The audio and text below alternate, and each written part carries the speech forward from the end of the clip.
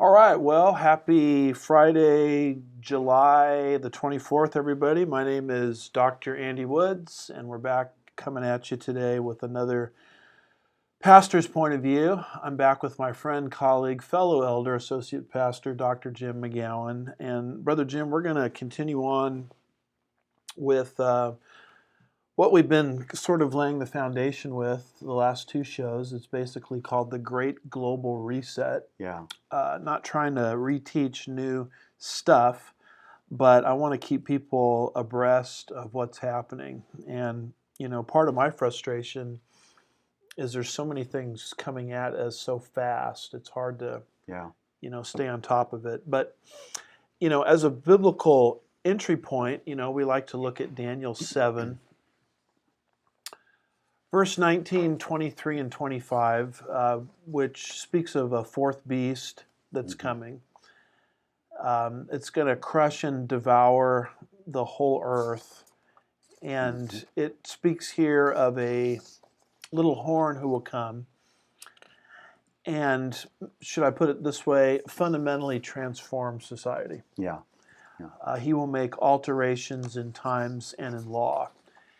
And, as you continue on with our slides, you can see here Satan's goal of globalism. This lists all the different Bible verses, Old Testament and New, which says that one of these days Satan is going to get his one world government. Yeah. And so we believe that those prophecies can't come to pass in a vacuum. Right. The stage has to properly be set, and I think the stage is radically being set today, largely through COVID-19 and other things. Yeah. But, one of the things that has to crumble in order for this satanic structure to come into existence is the United States. Yeah. The United States of America has to be fundamentally transformed. And so that's part of it as well. So taking a look at our fourth slide here, here's kind of our outline that we're going to try to work through briefly today. And the first thing on our list is something that is new to me. It's called Basic Income Earth Network. Interestingly, it spells bien, which I think means good, at least in French. In Spanish, yeah. In Spanish too, perhaps. Well, And so, but this isn't good. no, it isn't.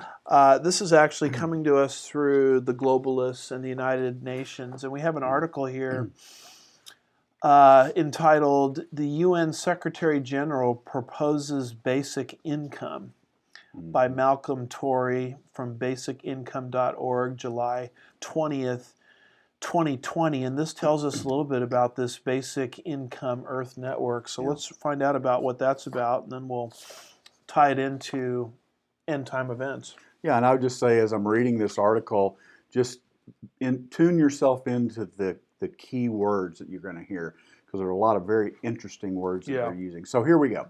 On the 18th July, the Secretary General of the United Nations gave the annual Nelson Mandela Lecture.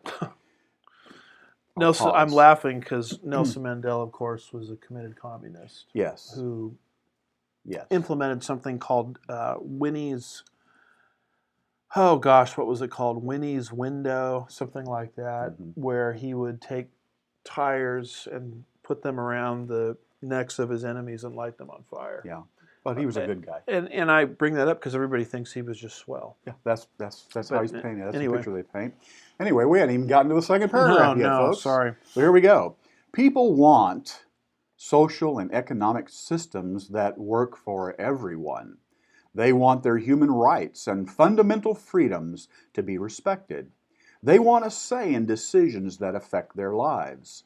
The new social contract between governments, people, civil society, business, and more must integrate employment, sustainable development, and social protection based on equal rights and opportunities for all. The gradual integration of the informal sector into social protection frameworks is essential. A changing world requires a new generation of social protection policies with new safety nets, including universal health coverage, and the possibility of a universal basic income. A basic income is a periodic cash payment unconditionally delivered to all on an individual basis without means test or work requirement. Here are the 5 characteristics of basic income. Number 1, periodic. It is paid at regular intervals, for example, every month, not as a one-off grant. Number 2, cash payment. It is paid in an appropriate medium of exchange, wonder what that is, allowing those who receive it to decide what they spend it on. It is not therefore paid either in kind, such as food or services, or in vouchers dedicated to a specific use. Number 3, it's individual. It is paid on an individual basis and not, for instance, to households. Number 4, it's universal. It is paid to all without means test. Number 5, it is unconditional, meaning it is paid without a requirement to work or to demonstrate willingness to work. A wide variety of basic income proposals are circulating today. They differ along many other dimensions. For instance, the amounts of the basic income, the source of funding, the nature and size of reductions in other transfers that might accompany it, and so on. So, this is again one of those things that's very well thought out at the global level. Mm-hmm. And we actually see the UN Secretary making a proposal about this at a annual lecture series in honor of a Marxist. Yeah. And it's the same idea that we've discussed in prior shows called Mincome, Yes. where everybody around the world, I guess, is entitled to, from the government, a certain income or a minimal income. Now, isn't that compassionate? Well, the problem with it is the moment you take any governmental money, they don't just give it to you. They always attach strings. Of course. And so think of the strings that are going to be attached to this basic income. Yeah. And beyond this, it doesn't encourage people to go out and work. No. Because what's happening with this basic income, which is not just national, according to this proposal, it's global, is the safety net turns into a hammock, as we've talked about. Yeah. And there's really no incentive to work hard and provide for yourself, and it cripples, human industry and ingenuity, etc. And basically what it is, BIEN, Basic Income Earth Network, is just Marxism. Right. And if Marxism has failed everywhere it's been tried, the thinking of these people is, well, if we can just get the right people to run the system, it'll work. Or if we can just get it to globally come into existence, it will work. And really, it's sort of shocking to read all of these things for the simple reason that the structure for coming world government apparently is already in place. The thought process is, at least. Yeah. And so part of this world government of the future is going to be this basic, income Earth network. And of course, here's the UN insignia, is where it ultimately comes from. Of course, here's the insignia, Basic Income Earth Network, BIEN, and here's an event called BIEN 2020. Basic Income, the Ecological Crisis in a New Age of Automation. And this apparently is a conference that's going to be held September 28th through 30th, just around the corner, in Brisbane. Am I pronouncing that right? Brisbane, I think Brisbane, it is. Australia. Well, maybe they'll all get COVID. That could be. And of course, we see this as really setting the stage for the one world economic system of the future, where people can't even provide for themselves unless they receive a mark on their right hand or forehead. And you can imagine the strings and attachments that will come to individuals once they sign on for this basic income that all Yeah. human beings are to receive. Yeah, it's sort of interesting because the Revelation passage, as you read it, there's the implication that people are going to want to work Mhm. and they're going to want to purchase and stuff, but there's going to be a criteria Yes. there. But what's interesting about what we just read was they said here in number 5 Mhm. that there's not even, you don't even have to demonstrate a willingness to want to work. Mm. That's kind of nuts. Yeah. So anyway, remind us about that Revelation 13, 16 through 18 Yeah, passage, if you Revelation could. 13, 16 through 18, New American Standard 95 update. And he causes, this is the Antichrist, the small and the great, and the rich and the poor, and the free men and the slaves, to be given a mark on their right hand or on their forehead. And he provides that no one will be able to buy or to sell except the one who has the mark, either the name of the beast or the number of his name.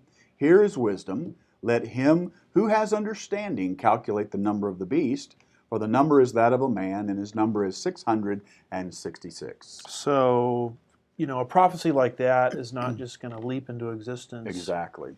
The stage has to be set. Exactly. Yes. And so folks want to keep their eye on this basic income Earth network. And part of the agenda of one world government is to take the United States and to take it down a notch or two. Mm-hmm. And so the other things that we're going to share today really relate to that objective. And I Yeah. think there's a full-on assault right now happening on the United States of America. I do too. Mm-hmm. As we'll show you today, this actually goes back at least a century, this agenda, Mm-hmm. maybe even more. Yeah. And I think the United States of America is already in the initial throes, most people just don't realize it, of a Marxist revolution. Right. And you have to look at the revolution that's happening in our country as part of the agenda, because as America comes down, world government can rise. Right. World government doesn't want a lead nation in the world. Exactly. They want everybody equal, in most cases equally poor, Yeah. and they want the head of the whole thing to be the United Nations or some, subsidiary. Well, and America is the thorn in the side Yeah. of globalism. As is the United States Constitution. Yeah, exactly.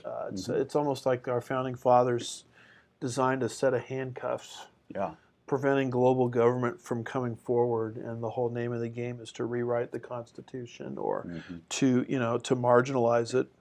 So one of the things that's happening as we move away from Roman numeral 1 here, basic income Earth network, to Roman numeral 2, the COVID-19 police state, is this whole issue of masks.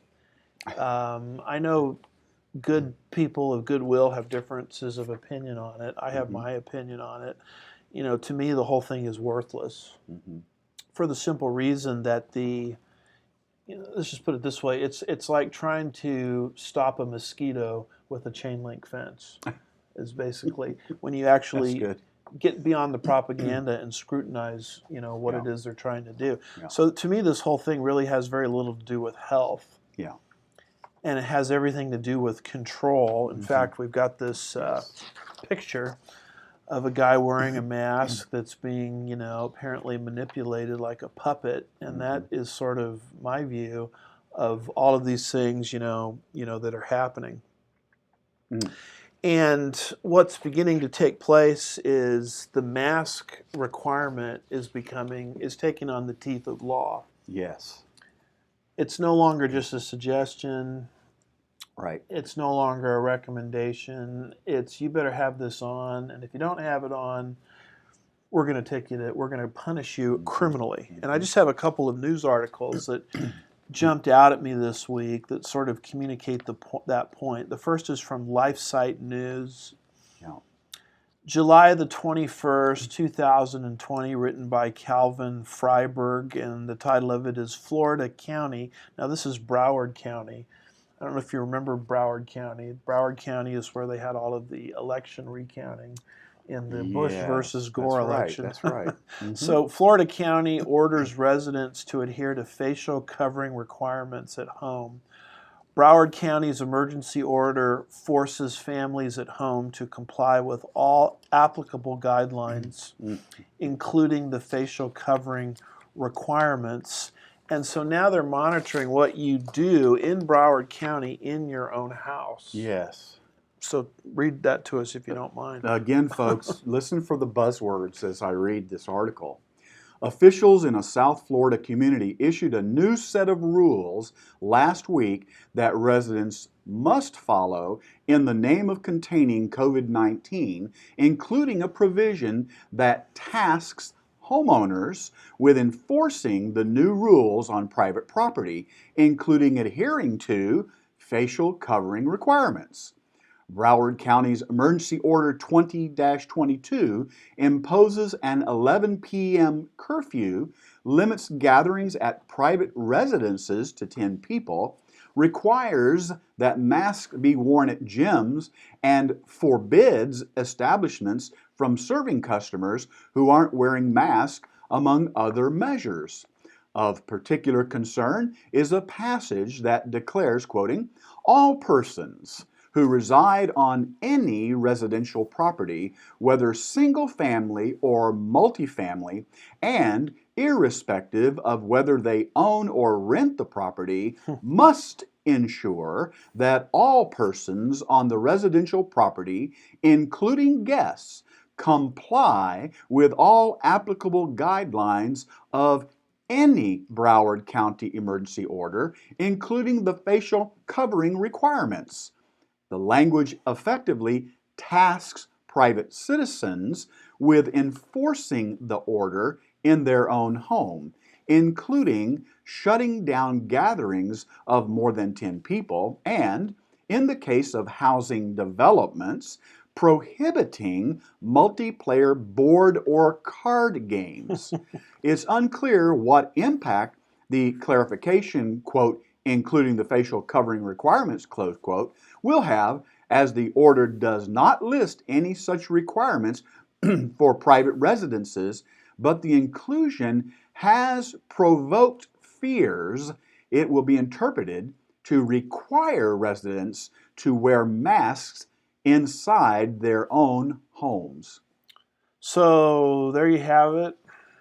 It quotes the actual language, the legal language on any residential property, whether you rent the property or own it. Yeah. So your mask better be on inside your house.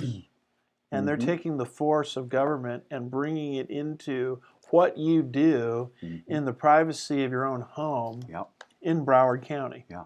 Yeah.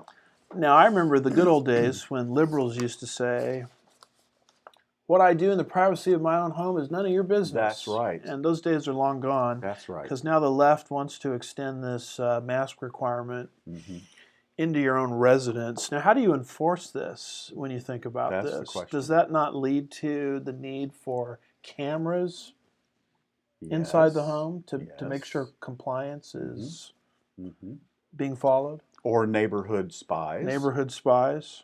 And this is the parade of horribles that's being opened up. This is frightening stuff. The idea of your home is your castle. I remember that, in Supreme Court cases, your home is your castle. That's being eviscerated right now. It's becoming a dungeon. Through COVID, through this COVID-19. And just to show you this police state that's developing, that we are allowing to develop, we have this article here written by Ralph Ortega, July 19th, 2020, from Daily Mail, and it's about this Kentucky couple that had the audacity to defy one of these ordinances. And now the article, the title of it is, "Kentucky Couple Are Put Under House Arrest and Forced to Wear Ankle Monitors." In fact, I think we even have a picture of the ankle monitors that are on the ankles of this couple, for refusing to sign a self-quarantine order despite testing positive for coronavirus after a trip to Michigan. So this is not the Soviet Union we're talking about. This is not China we're talking about. This is in Kentucky, in the United States of America, and it's just a stunning development by my way of thinking. And what does that article say? Again, folks, we're not making this stuff up. We don't create this. We're just getting it and reading it. And that's why we give all the sources. So Exactly. people can look it up themselves. All right, here's the article. A Kentucky couple were placed under house arrest and forced to wear ankle monitors after refusing to sign a self-quarantine order after testing positive for coronavirus. Elizabeth and Isaiah Linscott said authorities from the health department and sheriff's office showed up at their Radcliffe, Kentucky home Thursday because she declined to sign the order. The woman had voluntarily tested for COVID-19 before going to visit her parents out of state and found she was positive but without symptoms. She was told to sign a self-quarantine order that restricted the family to their home unless she first contacted the Hardin County Health Department. This is a report by WBTV. Mm-hmm. Elizabeth said she declined to sign the order, now think about this, because it meant she would have to wait and contact officials before seeking urgent medical treatment if she became very sick with the deadly virus. So she had a legitimate reason. Sounds reasonable to me. Mm-hmm. Quoting her, my part was, if I have to go to the ER, if I have to go to the hospital, I'm not going to wait to get the approval to go, close quote. A spokesperson from the Hardin County Health Department was not immediately available when DailyMall.com reached out for comment. Elizabeth recalled she had gotten herself tested for COVID-19 as a precaution before going to visit her parents and other family. Quoting her again, my grandparents wanted to see me too. So, just to make sure if they tested negative, that would be okay, everything would be fine, close quote. The woman said that she was contacted by health officials after receiving a positive test result, which was when they asked her to sign the self-quarantine order. Even though she declined to sign, Elizabeth told WBTV that she would still have followed the appropriate precautions if she had required medical treatment, including disclosing that she had tested positive. Her failure to sign the Self-Isolation and Controlled Movement Agree order brought an unexpected visit from the Hardin County Sheriff's Office on Thursday. Quoting her again, I opened up the door and there's like 8 different people. How many people? 8, 8. said her husband Isaiah, who was home when the authorities showed up. Still quoting, 5 different cars. And I'm like, what the heck's going on? So 8 different people, 5 different Mhm. cars. This guy's in a suit with a mask. It's the health department guy. And he has 3 different papers for us. For me, her, and my daughter, close quote. The ankle bracelets they now wear will alert authorities if the couple gets more than 200 feet from their home. Quoting, we didn't rob a store. We didn't steal something.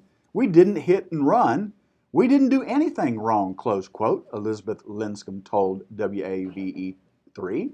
She added that her intentions were not to defy the self-quarantine.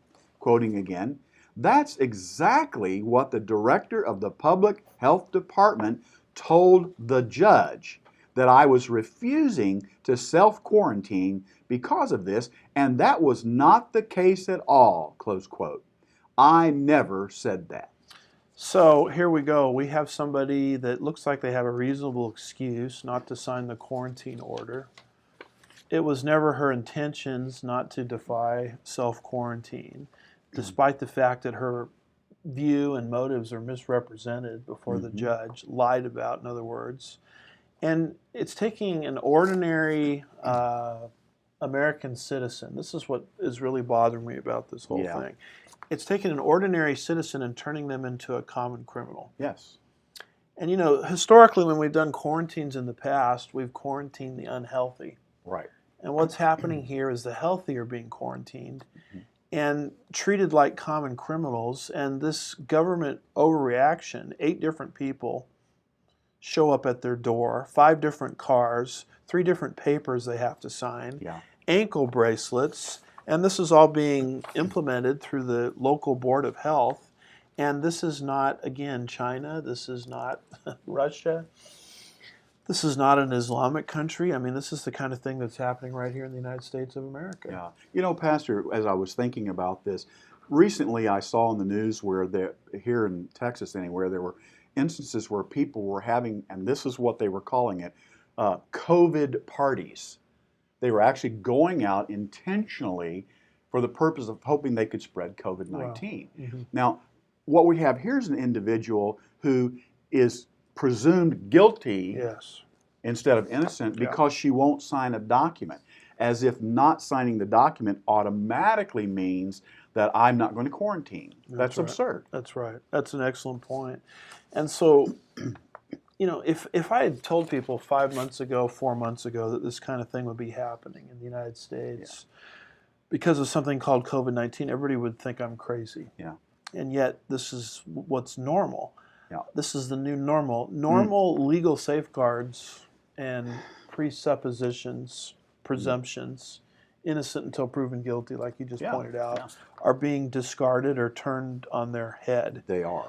And we also have this article here from Newsweek.com. Last name is Palmer, is the author, July 23rd, 2020. Indiana, typically a conservative state, Indiana makes not wearing a mask a Class B misdemeanor. That's serious. Punishable by 6 months in jail. Yeah.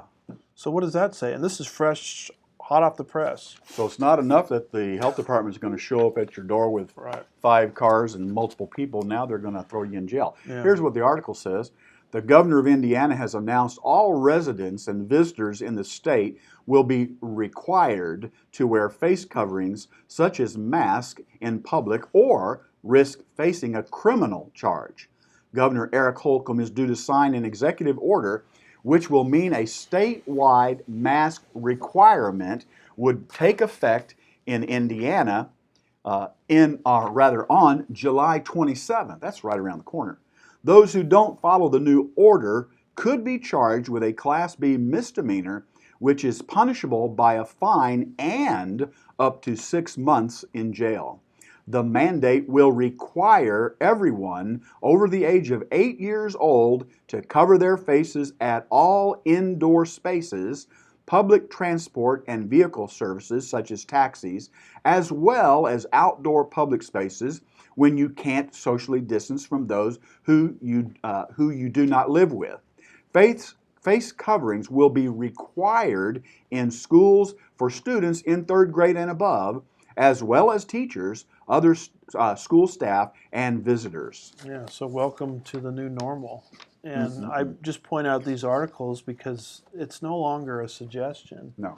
They're criminalizing lack of compliance. Now, this was not in our stack of stuff, so I had to bring it in independently. It's hot off the press. The title of it is Panhandle Health District Approves Mask Mandate. I don't know if I can even pronounce the name of this county. I think it's called Kootenai County. A article written at www.kxly.com by Aaron Robinson. And it's in Coeur d'Alene, Idaho, a fairly conservative place up there in our Pacific Northwest. And just the first couple sentences says the Panhandle Health District Board. So it's now these boards of health that are now given this legal teeth in all of these articles. The Panhandle Health District Board on Thursday approved a mask mandate in Kootenai County. Following public comment, John Ness, CEO of Kootenai Health, spoke before the board, quote, "It appears we're going to be in this situation for at least the next 6 months, if not over a year," he said. So You must have a crystal ball. Yeah. Criminalization for lack of compliance, and who knows, this may go on for 6 months. May even go on for a year. But as you look at these slides here and you advance these slides, this is something that someone sent me just this morning. It's actually from Instagram, and it was posted also on someone's Facebook page. And it says this on Facebook: an apartment complex in Ventura County, California, not far from where I grew up, by the way, is locking their residents inside their building until all of them are tested for COVID. Whoa. And you look at this letter here, you know, first thing you look at this and you think it could be fake news, but I don't know, it looks like the real McCoy to me. It's written by the name of a property manager. It's got a address on it. And it's dated July the 17th, 2020. And basically what it says is, dear residents, due to COVID-19 virus outbreak at the Palms building, the Ventura County Public Health Department, see how it's always these health departments, has ordered mandatory, and it's got mandatory in all in caps, COVID-19 testing and quarantine for all residents. Mandatory COVID-19 testing will be at and it gives the room people are to show up at. All residents at given location must, again in caps, be tested for the COVID-19 virus. After testing has been completed, residents must, all in caps, must quarantine in the unit until results are received. And then it talks about, you know, more information available below. It says effective immediately, this particular building has been placed on lockdown. Wow. And a bunch of other information is given. So I guess the point I'm trying to communicate is this is getting real. I mean, you know, this is a very serious issue where people are quarantined in their apartments, not allowed to leave until they go through this testing. And even while the tests are being analyzed, you know, they're under quarantine. And if you don't comply, I mean, it doesn't say what happens to you if you don't comply, but based on these other articles we're reading, you'll have 5 cars and 8 people. And if you don't comply, you're criminalized. So it's taking honest, law-abiding citizens and criminalizing them. And that's the exactly nightmare that's being introduced through COVID-19. Amen, brother. And everybody has to play by the rules except one guy. Well, everybody doesn't, right? Here's a photograph that was taken. I guess Fauci Look at that. pitched the opening pitch in a recent baseball game. And he really needs to work on his pitch, first of all. I mean, he completely missed the mark, way off to the left. And I'm thinking, but we digress. Get the guy out there to practice a little bit before you go live.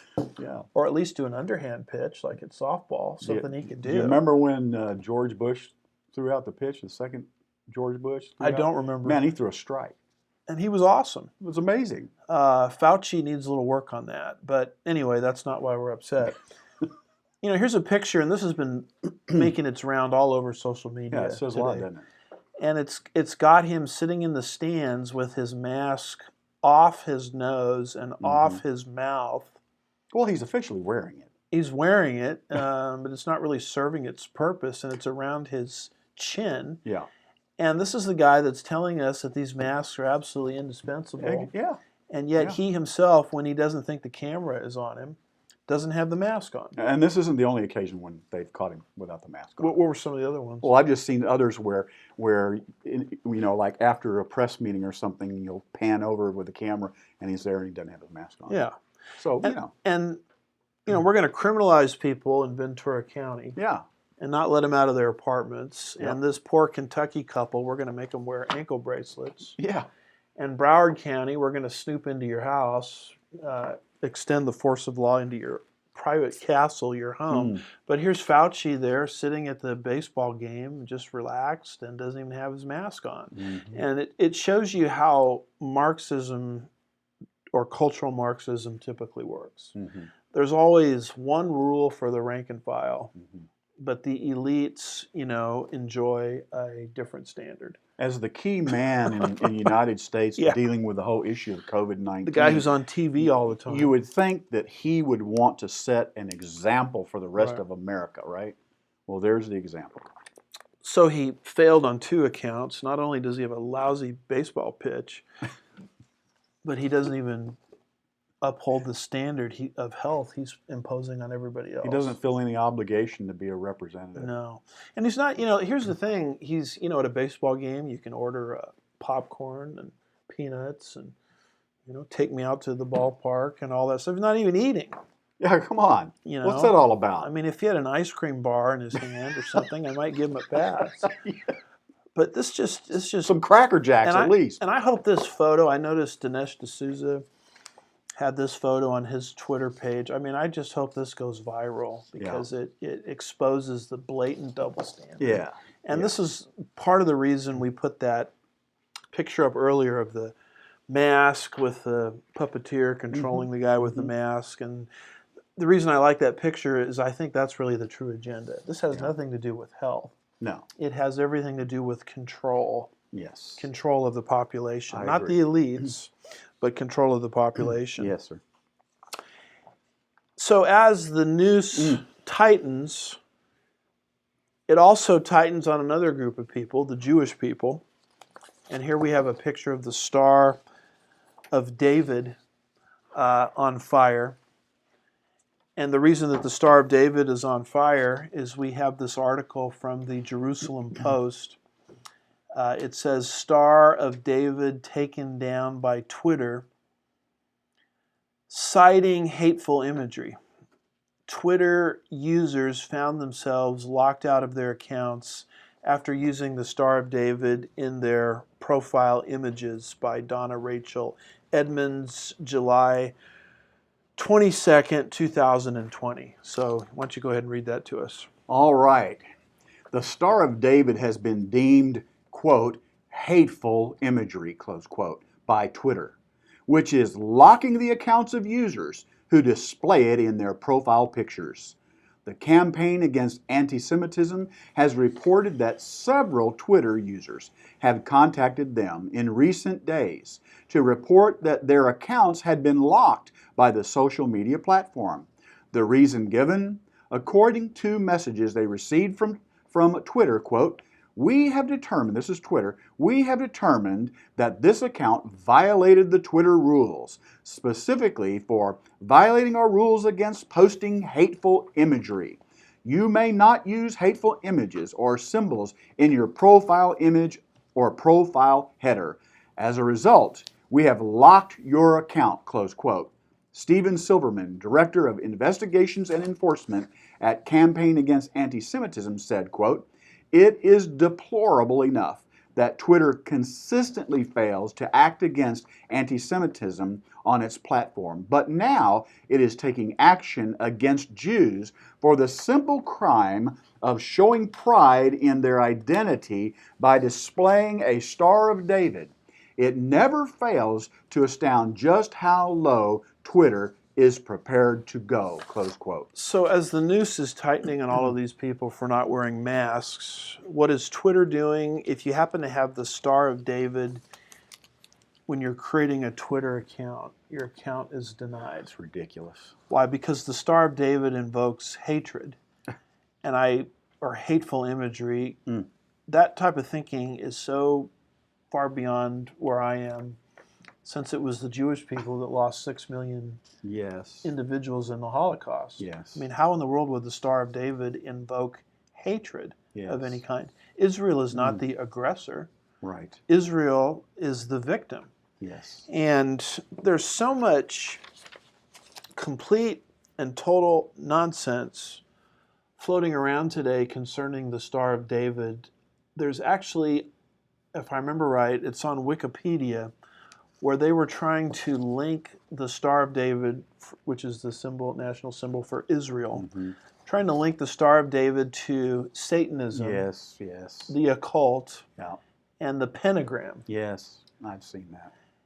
Folks, that is just rubbish, and that is just absolute insanity. If you want to know where the Star of David comes from, it comes from the book of Numbers, chapter 24, verse 17, where Balaam there on the plains of Moab had 7 oracles. We call them Balaam's oracles. He was actually hired by Balak, the king of Moab, to curse Israel. And the problem is every time the prophet there cursed Israel, he ended up blessing Israel. Yes. And there's 7 oracles, and we know that there's 7 because there's a formula in Numbers 23 and 24 that repeats itself 7 times. He took up his oracle and he said.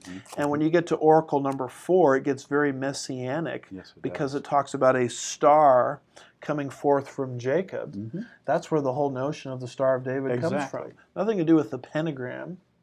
Yeah. Nothing to do with the occult. Remind us what Numbers 24:17 says. Yes, Numbers 24:17. I see him, but not now. I behold him, but not near. A star shall come forth from Jacob. A scepter shall rise from Israel, and shall crush through the forehead of Moab, and tear down all the sons of Sheth. So criminalizing common citizens,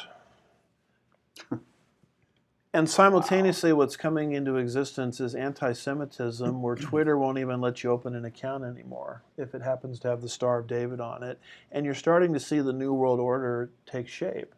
The people that they want to control, the citizenry, that's coming into existence right into your own house. And the people they want to marginalize, like the nation of Israel and the Jewish people, are being marginalized. And in fact, the book of Revelation, chapter 12, by the way, backing up to the Star of David for a minute, there's a reason why the Magi, coming from that part of the world there, Balaam, who had the vision of Numbers 24:17, actually came from Mesopotamia, or modern-day Iraq. And you see that in Deuteronomy 23, verse 4.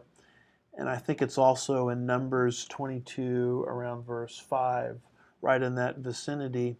And that information, I think, was handed down through the generations, ultimately to the Magi. Coming from the East in the Bible is always that general Mesopotamia area. And that's why the Magi were following a star at a particular time in history, because they had access to Balaam's oracle. And that's where the Star of David comes from. It's not the occult, it's not the pentagram. Is that your understanding? Yeah, most likely they got it through Daniel. Yes. You know, because of course he was high up in the government at that time. Yeah, he became one of those soothsayers. Yeah. When he correctly interpreted Nebuchadnezzar's dream there in Daniel 2. So the Magi had Daniel's prophecies, particularly Daniel 9, verse 25, which basically predicts the general time when the Messiah would show up. And they also had access to Balaam's oracle. And consequently, they knew to associate a star in the sky, an abnormal star, moving the wrong direction. From where the direction stars are supposed to go, associating that with the Messiah. And they could put 2 and 2 together. And God actually uses that to rebuke first century Israel. He does. By indicating that the pagans have this figured out, messianic prophecy. That's exactly How come my own people can't figure it out with a completed canon? Yeah, exactly. And the pagans only had 2 scraps, and they put 2 and 2 together. Sure did. But anyway, that's why we bring up the Star of David. The Jews are being squeezed. By the way, this is actually the outworking of Revelation 12, verse 13. Do you mind reading that to us? Yes, sir. Revelation 12:13. And when the dragon saw that he was thrown down to the earth, he persecuted the woman who gave birth to the male child. The child is Jesus. Yes. The woman is Israel. That's right. And she's described in that chapter, particularly verse 1, as clothed with the sun and the moon and the 12 stars. That's a dead ringer for Israel if you study Joseph's dream in Genesis 37, 9 and 10. So the dragon is the devil. Revelation 12, verse 9 says that, as does Revelation 20, verse 2. So Satan is persecuting the woman, or Israel, who gave birth to Jesus. And this is an end times prophecy also, and it describes the anti-Semitism that will exist against the Jewish people in the last days. And don't we see that happening as the New World Order is being formed?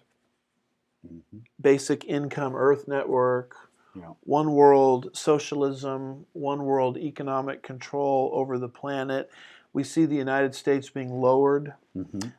We see ordinary citizens becoming criminalized, and simultaneously with the whole thing, the Jewish people are being squeezed out of the culture, not even allowed to set up a Twitter account which has the Star of David on it. Many people, probably within the sound of my voice, mistakenly think the Star of David has something to do with the occult, Yeah. and it has nothing to do with that. Yeah, there's a famous farming phrase that you can use in this particular instance. It says it goes like this: "That's ignorance gone to seed." Yeah, there you go. So there you are. So before we leave this COVID-19 police state, I was just handed this article from Newsweek, July 24th, 2020, by Andrew Whalen, and it says narcissists, notice the psychological imagery here, narcissists and psychopaths are most likely to refuse to wear masks, says new research. So this has to do with the something we talked about last time, the expanding of mental health categories. Yeah, we did. Where people that won't cooperate with the New World Order are deemed to be mentally off. That's So there's a new psychological disorder now. Yes. The anti-mask disorder. And we talked about how that diagnostic manual of psychology keeps growing. Yeah. And so now we have the mask disorder. And what a great way to marginalize a perspective by simply telling people that hold to this perspective that they're mentally off. Yes, you folks have just been labeled narcissistic and psychopathic. Yeah. So it's interesting, the psychological terms that are used, and they're relying upon this pseudo research. We quoted some of that research last time. I don't know if it's the same research, but the guy that did the research came out in the article we read and said, well, my conclusions are not, very conclusive, is what he said. There's a lot of ambiguity. So this is just junk science. It is junk science. Is what this is. Yeah. Well, let's move on to our third category. And oh, yes.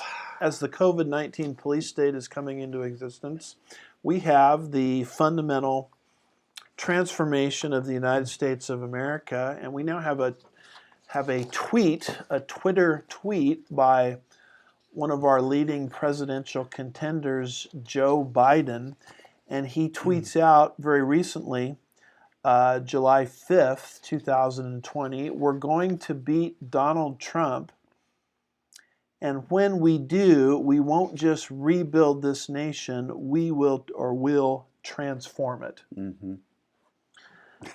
Now, this language of fundamentally transforming the United States of America is always something that jumps out at me, because this is exactly what Barack Hussein Obama said. Oh, yeah. Yeah, that's right. When he ran the first time, he says we're just a few days away from fundamentally transforming this nation.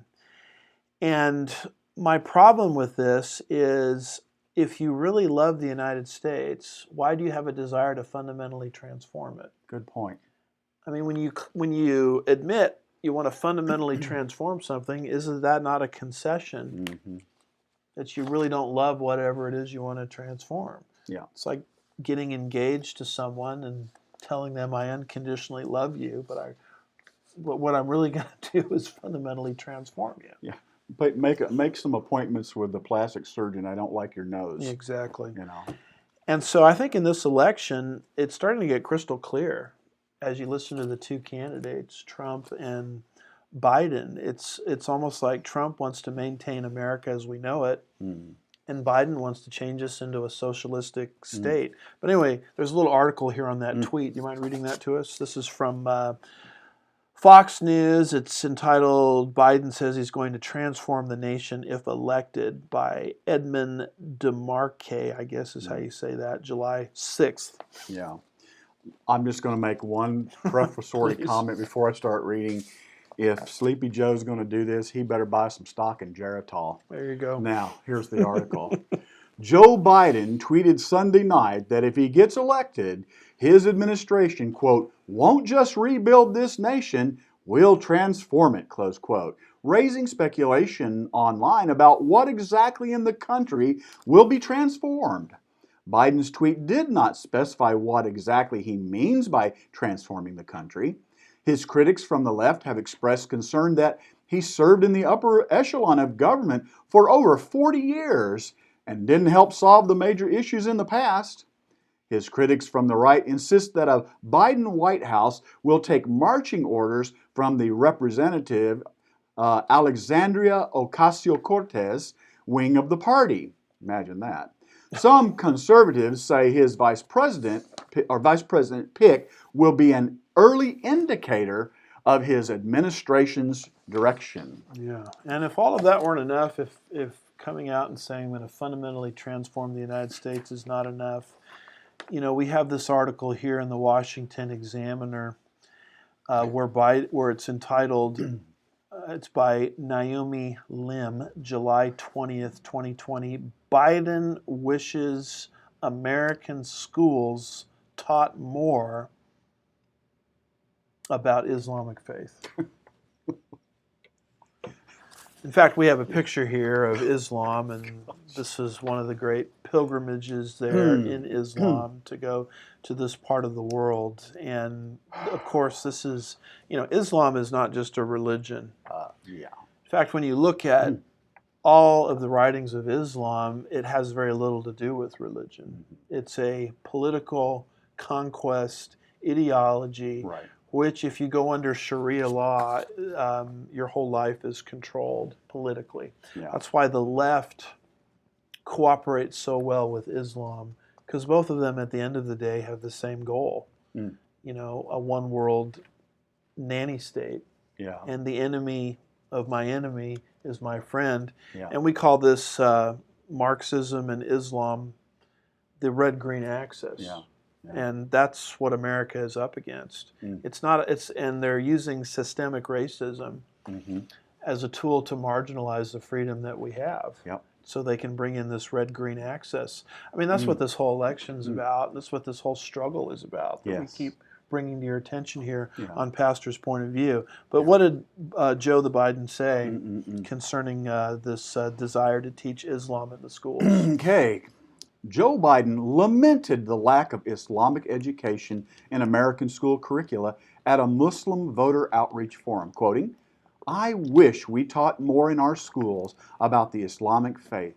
I wish we talked about all the great confessional faiths. It's one of the great, meaning Islam, it's one of the great confessional faiths," close quote. And he said that, and then he continued on, "I'll continue to champion the rights of Palestinians and Israelis," now watch this, "to have a state of their own, as I have for decades, each of them a state of their own," close quote. When he talks about this Israeli Palestinian having a state of their own, what he's talking about is a Palestinian state within the borders of Israel. Yes, exactly. And how well is that going to work? They've tried that already with Gaza, the Gaza Strip, which is located in the, what would it be? It would be the southwest portion of the nation of Israel. And they gave that strip over to the so-called Palestinians. They had one and only one election. They voted in Hamas. And that little sliver there on the Mediterranean has been the source of rocket attacks, kidnapping, terrorism. In other words, if you create a Palestinian state within the borders of Israel, you just make the goal of the Palestinians, which is the eradication of Israel, not coexistence with Israel, all the easier. Yeah. So he's coming out at this group event, this Muslim voter outreach, and talking about his desire for that. And in the process, he comes out and he says, "I wish we taught more in our schools about the Islamic faith. I wish we talked about all the great confessional faiths. It's one of the great confessional faiths." Well, it's more than a confessional faith. It is a political conquest ideology on equal par with Marxism itself. And we've done shows on the separation between church and state, how the liberals invented the separation of church and state to get Christianity out of the schools. Well, now that Christianity is vacated, thanks to wayward Supreme Court rulings, nature abhors a vacuum. Yeah. And what's going to fill its place? Humanism? the New Age, and in this case, Islam, and suddenly no one cares about the separation of church and state anymore. I mean, where's the ACLU Wow. complaining Yeah. against Yeah. what Biden wants to Yeah. do? No, I exactly. mean, could you imagine if Donald Trump says, I wish we taught more about Christianity in the public schools? Oh, yeah, right. Christianity is one of the great Yeah. confessional faiths. We needed to teach more about Matthew, Mark, Luke, and John, and Paul, and Yeah. etc. Could you imagine the complete and total outcry? But Biden can say his goal is to teach Islam in the schools, and no one bats an eye. And this is what we call the fundamental transformation of the United States of America. And part of this, moving here to Roman numeral 4, is what your kids are reading. Yeah. Now, this is a little bit personal to me because I have a 14-year-old daughter. You raised I raised 2 of them. 2 daughters. I did. And you think of a magazine like Teen Vogue, We didn't allow it in our house. right? This is Roman numeral 4, Teen Vogue and Cultural Marxism. I mean, when I think of Teen Vogue, and I'm no expert on it, believe me, I'm thinking of nail polish, nail color, lipstick, makeup, maybe who the teen The latest heartthrob. heartthrob is. Yeah. In our day, it was a guy named Leif Garrett. Remember that? The mullet. I just remember the mullet. And now I've looked at some pictures of Leif Garrett, and he looks like he's almost on life support. I mean, this guy was the teen heartthrob of the young girls, Don't go look through my yearbook. back in the day.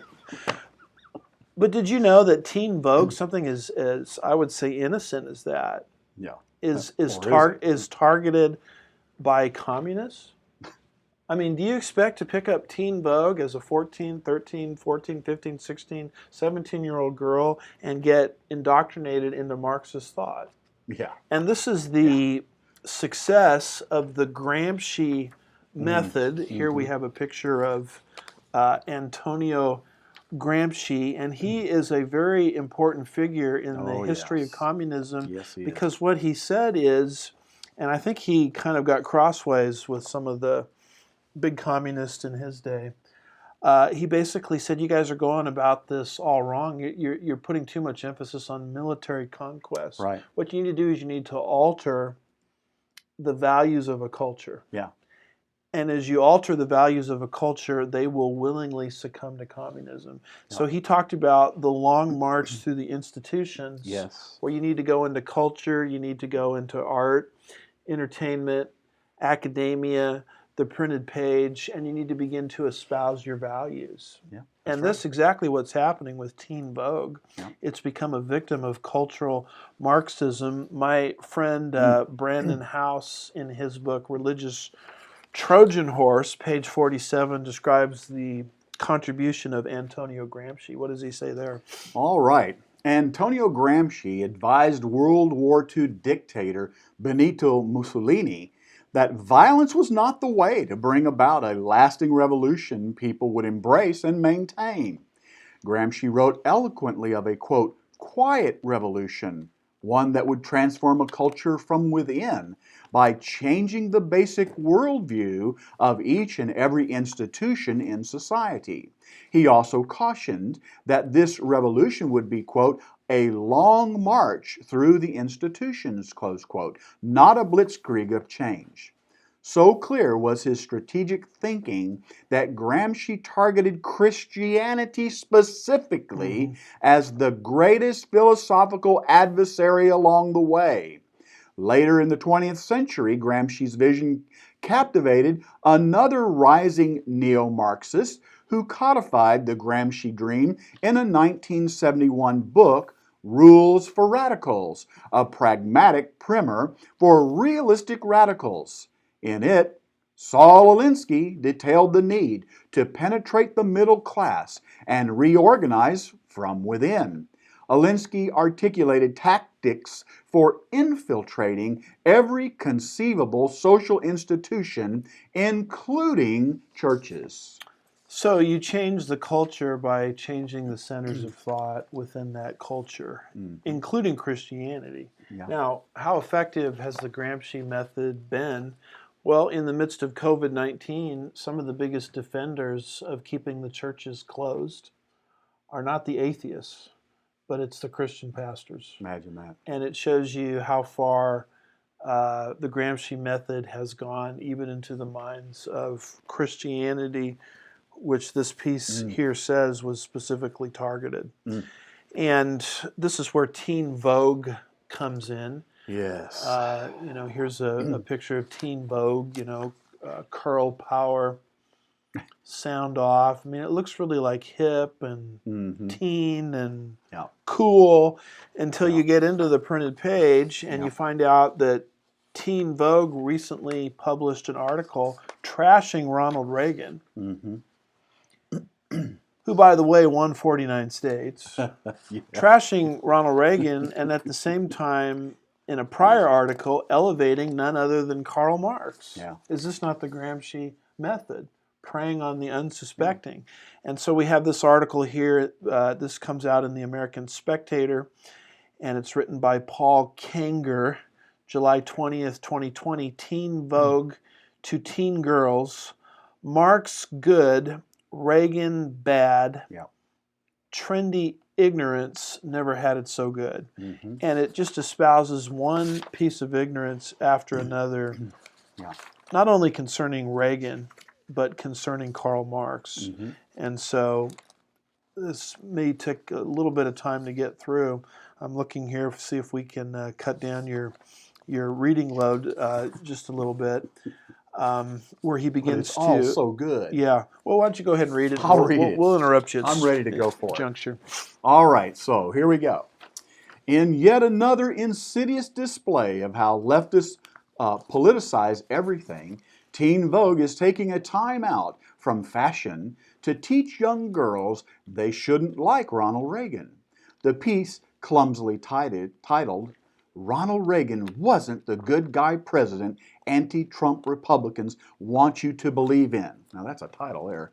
It went to such Reagan authorities as Miss Major Griffin Gracie, described as a transgender veteran of the Stonewall Uprising, to inform girls that, quote, Reagan was so wrong for the country, close quote.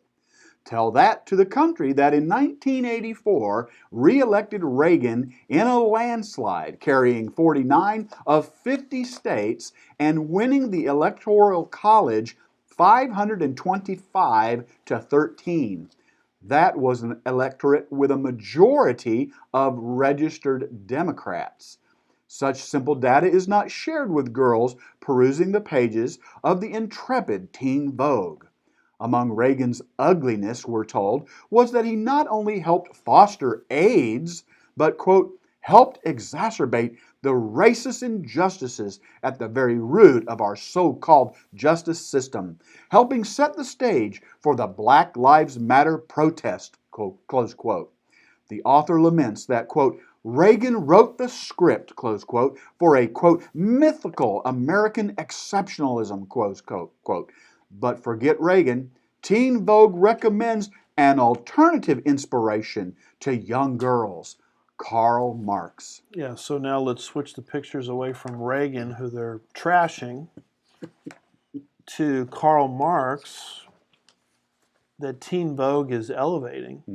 I mean, this is going into the mind of adolescent girls, is what's happening. That's what's so sickening about this. Who haven't had a proper historical education No either. That's right. So they don't know. That's right. Continuing, that Teen Vogue gem, quote, Who is Karl Marx? Meet the anti-capitalist scholar, close quote, informs girls how Marx's, quote, ideas can still teach us about the past and present, close quote. Among those ideas, quote, there's this myth of the free market, but Marx shows very clearly that capitalism emerged through a state of violence, close quote. For the girls of Teen Vogue, here are some things you should know about the girls in the life of Karl Marx, which your friends at the magazine evidently don't care to share. The truth is that Karl Marx didn't exactly have a rosy track record with girls, for starters. So he was a misogynist, a woman hater. You're stealing my thunder. And how frequently Yeah. does this ever come out? And Exactly. That's why I like this article, because it articulates it so well. But go ahead. Yeah. For starters. For starters, Marx's relationship with his daughters was at best complex. Marx preferred sons, after all. Quoting now, this is Marx, "My wife, alas, delivered a girl and not a boy," close quote. He regretted to his partner, Frederick Engels, of his wife Jenny's deficient birthing abilities. Marx would later lament to one of his daughters, who likewise gave birth to a girl, quote, "I congratulate you on the happy delivery. I prefer the male sex among children, who will be born at this turning point in history," close quote.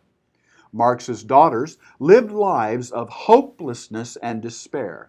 In fact, 4 of Marx's 6 children died before he did, including his oldest daughter.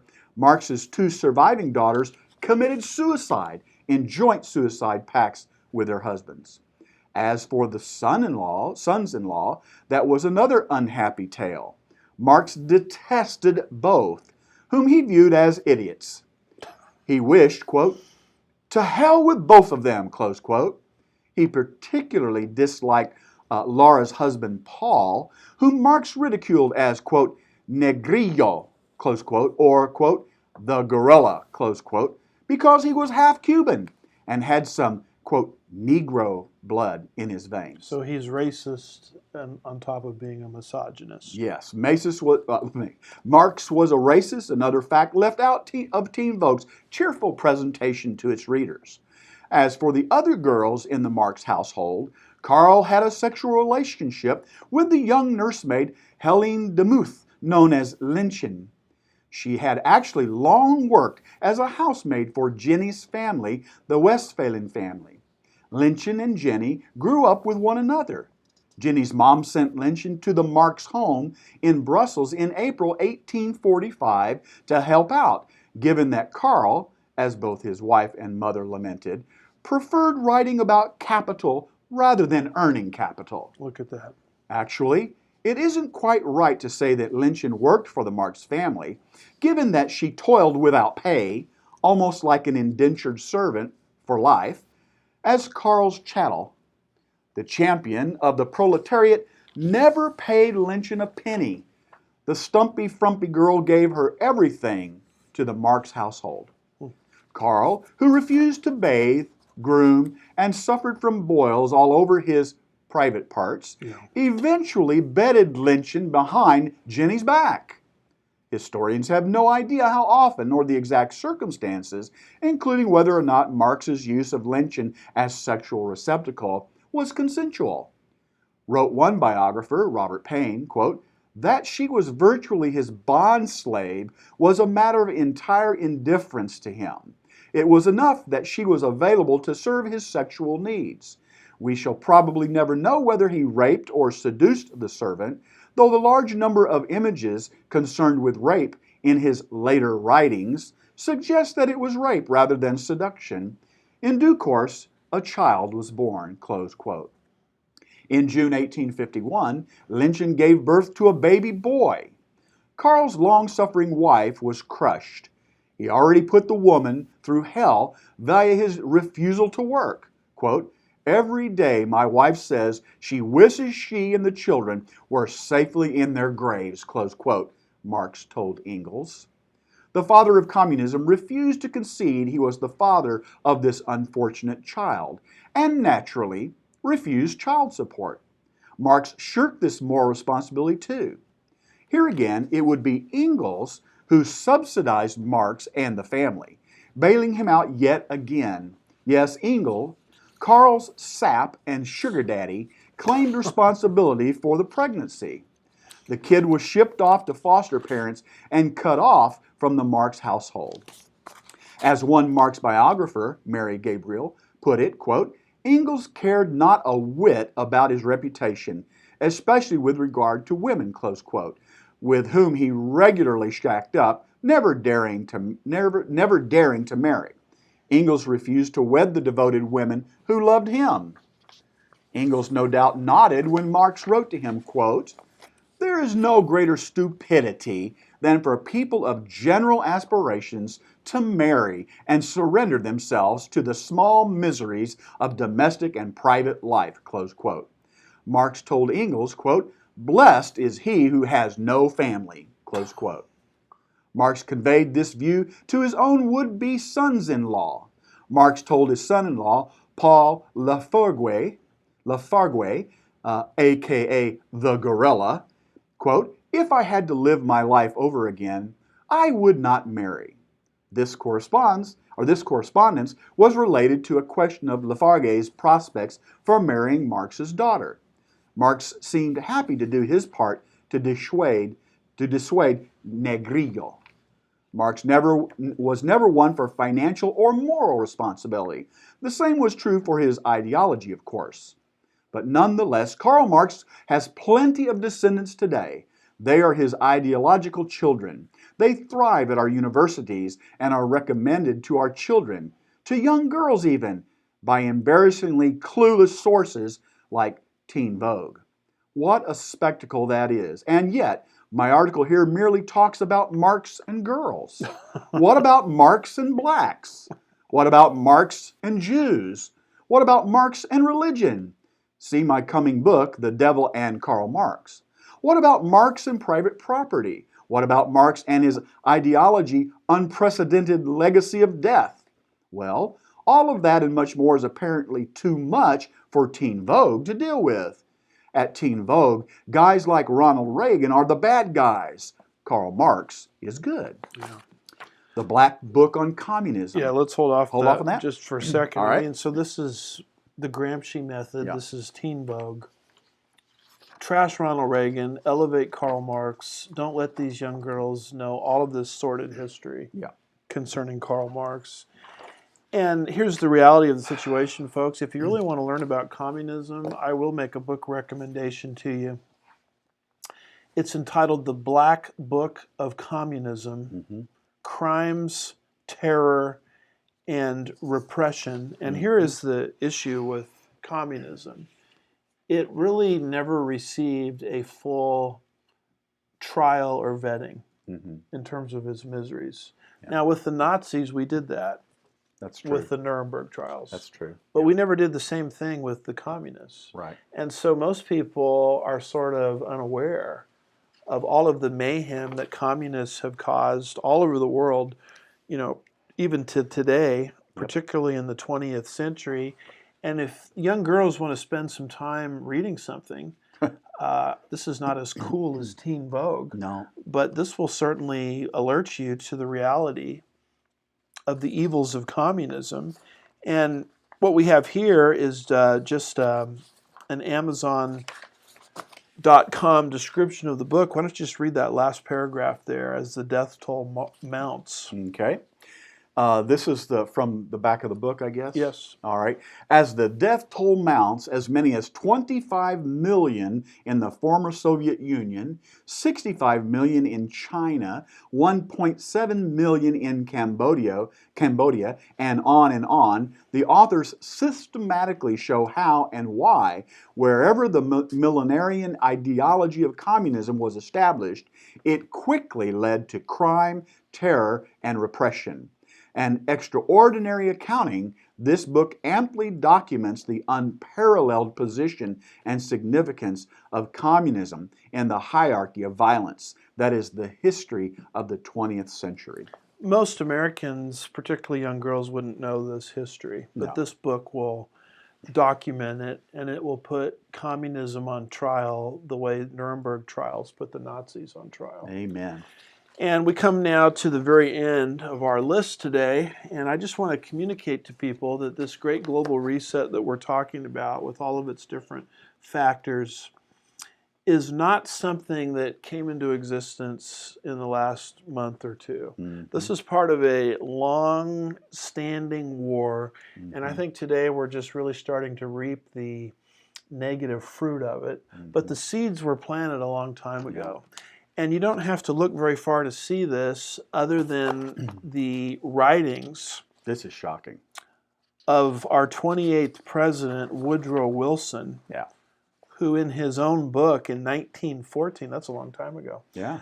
wrote this book, The New Freedom, and in it he talks about his movement away from our Constitution Mm-hmm. more towards a global Yeah. understanding of Yeah. things. And this seed was planted a long time ago, all the way back in 1914, probably earlier. And this is Woodrow Wilson, our 28th president, probably one of the most progressive presidents we've ever had Yes. in American history. One of the most racist also, incidentally. Mm-hmm. But it's just very interesting to me because he talks about the attack intellectually that he started to wage on our own Constitution Yeah. all the way back in 1914. Yeah. So let's wrap up our thoughts today just by reading that excerpt, if we could. All right, here we go, folks. This is Woodrow Wilson. One of the chief benefits I derived from being president of the university was that I had the pleasure of entertaining thoughtful men from all over the world. I cannot tell you how much is dropped into my granary by their presence. I had been casting around in my mind for something by which to draw several parts of my political thoughts together, but it was my good fortune to entertain a very interesting Scotsman who had been devoting himself to the philosophical thought of the 17th century. His talk was so engaging that it was delightful to hear him speak on anything. And presently there came out of the unexpected region of his thought the thing I had been waiting for. He called my attention to the fact that in every generation, all sorts of speculation and thinking tend to fall under the formula of the dominant thought of the age. For example, after the Newtonian theory of the universe had been developed, almost all thinking tended to express itself in the analogies of the Newtonian theory. And it probably should have just stopped right there, but he goes on. And since the Darwinian theory has reigned amongst us, everyone is likely to express whatever he wishes to expound in terms of development and accommodation to environment. Now it came to me, as this interesting man talked, that the Constitution of the United States had been made under the dominion of the Newtonian theory. You have only to read the papers of the Federalists to see that fact written on every page. This is significant. Yes, it is. They speak of the, quote, checks and balances, close quote, of the Constitution, and use to express their idea the simile of the organization of the universe, and particularly of the solar system, how, by the attraction of gravitation, the various parts are held in their orbits, and then they proceed to represent Congress, the judiciary, and used to express their idea the simile of the organization of the universe, and particularly of the solar system, how, by the attraction of gravitation, the various parts are held in their orbits, and then they proceed to represent Congress, the judiciary, and the president as a sort of imitation of the solar system. They were only following the English Whigs, who gave Great Britain its modern constitution.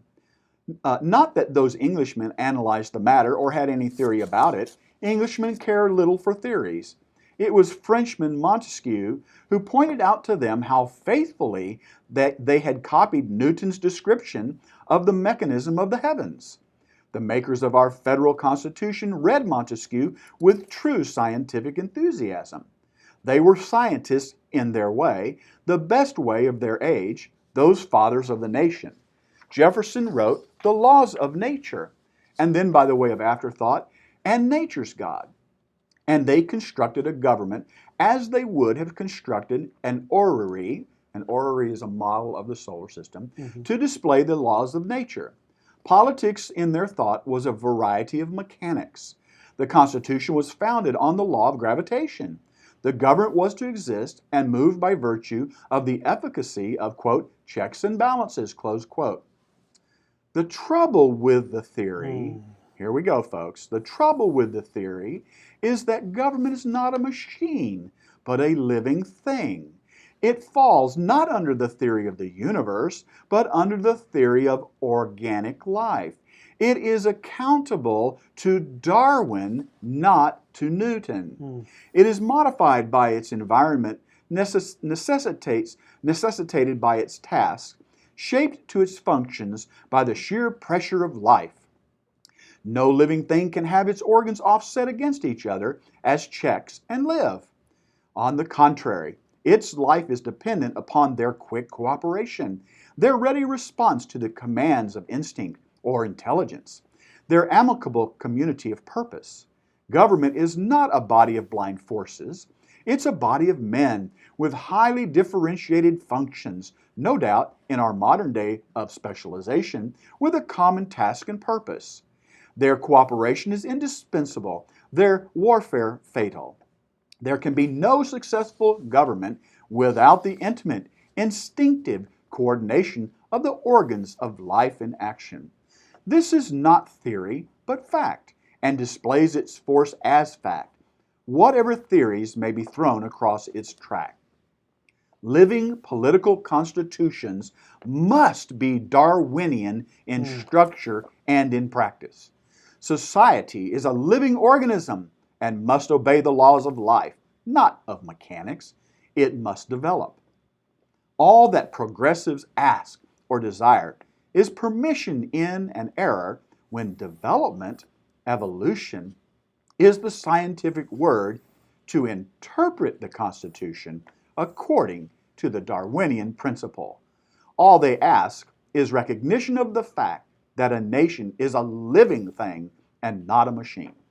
See, Woodrow Wilson, who was also a big advocate of the League of Nations, which was an attempt at world A government precursor to before the United Yeah. Nations following World War I, is basically here acknowledging that he looks at the United States Constitution, the Declaration of Independence, and he does not like its Newtonian emphasis. right.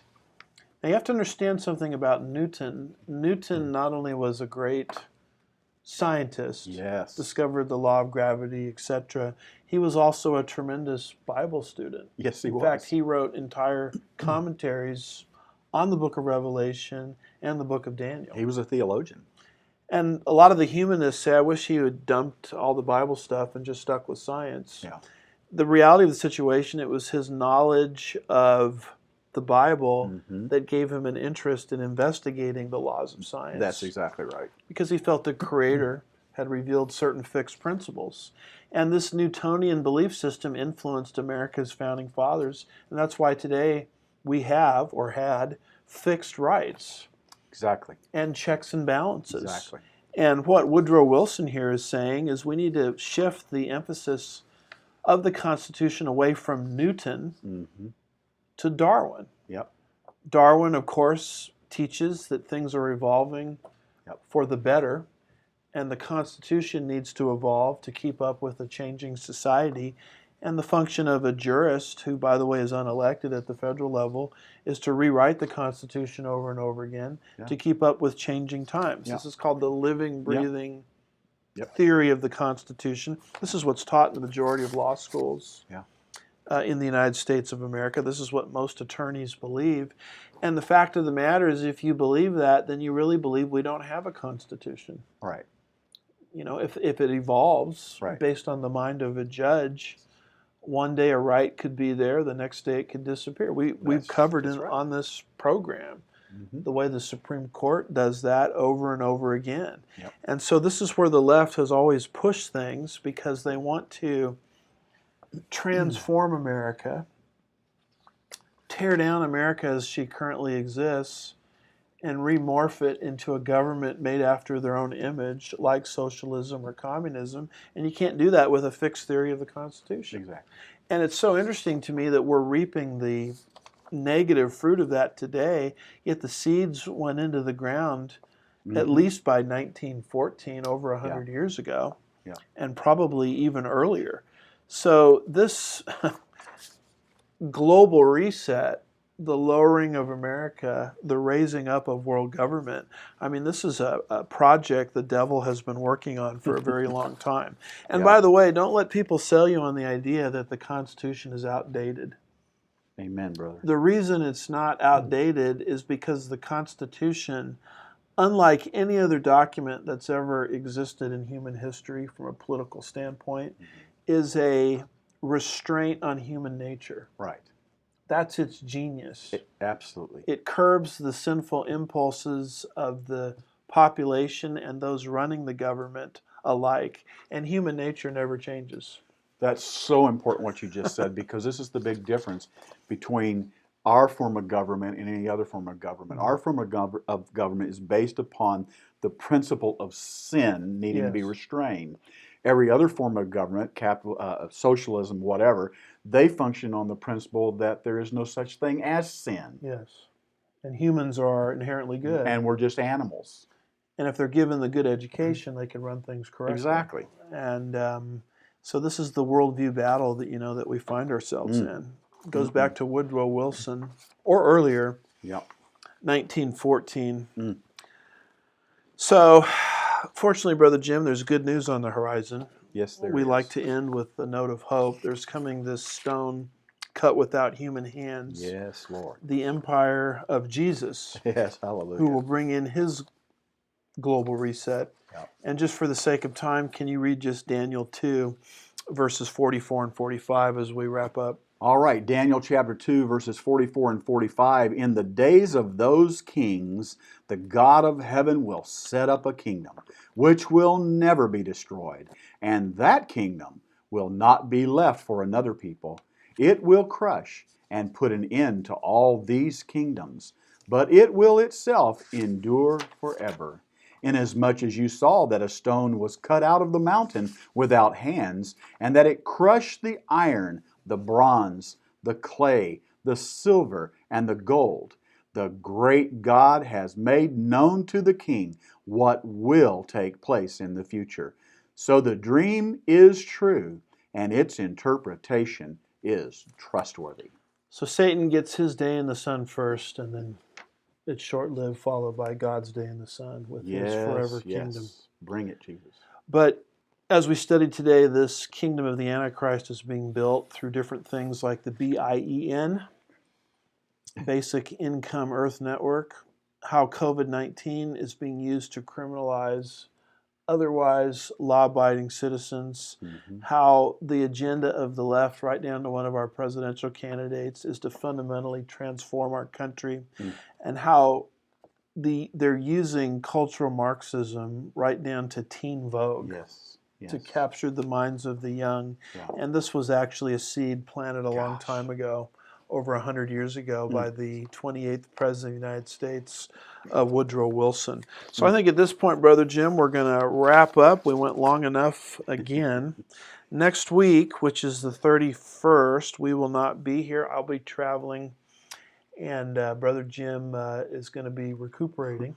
Yes, hopefully. He's got some shoulder surgery coming up. So on Wednesday. Please keep him in prayer. Please, yes. On the 29th, is it? Well, so far, that's what I understand. And all things being equal, I don't know how well you will have recovered by then. Maybe it'll just be me, but we're going to try to be back on the 7th of August. All right. And I'll try to get a cardboard cutout just in case. You can set it in the chair here. Yeah, and if you guys appreciate the message of this ministry, just click share on your Facebook page. We would appreciate it. Yes. Sign up for our YouTube channel. Just go to Andy Woods, either type Pastor's Perspective or Pastor's Point of View into the YouTube search engine, and it should come up. Sign up for a free subscription. This presentation will be uploaded there momentarily after we get off live here. So thanks for watching. We love you. We pray for you. We appreciate you. Pray for us as well. Yes. Pray for Brother Jim on the 29th. God bless you. See you next time. Bless you.